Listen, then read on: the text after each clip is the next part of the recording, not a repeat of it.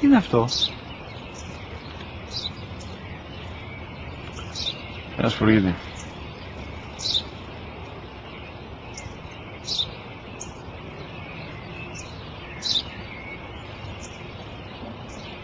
Τι είναι αυτό? Μόλις τώρα στο πατέρα, σπουργίτη είναι.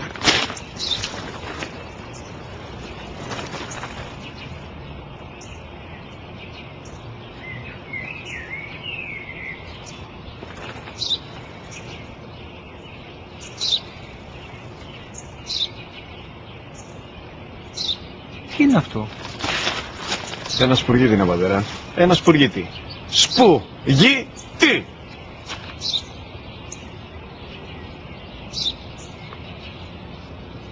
Τι είναι αυτό? Γιατί το κάνεις αυτό το πράγμα, μπορείς να μου πεις? Τόσες φορές σου είπα, είναι ένα σπουργίτη! Δεν το καταλαβαίνεις! Πού πας?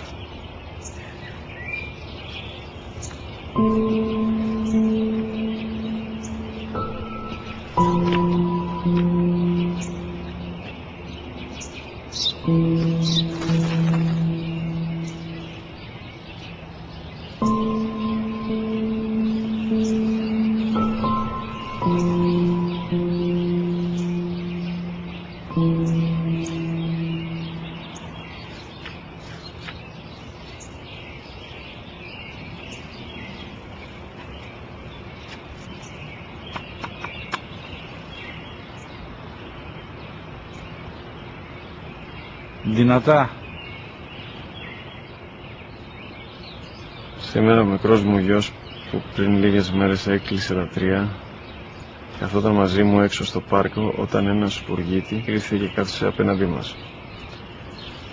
Ο γιος μου με ρώτησε 21 φορές τι ήταν αυτό και του απάντησε και τις 21 φορές ότι ήταν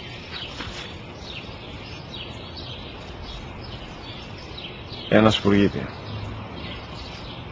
Τον αγκάλιασα τρυφερά και τις 21 φορές που μου έκανε την ίδια ερώτηση, ξανά και ξανά, χωρίς να εκνευριστώ, νιώθοντας στοργή για το αθώο μου αγοράκι.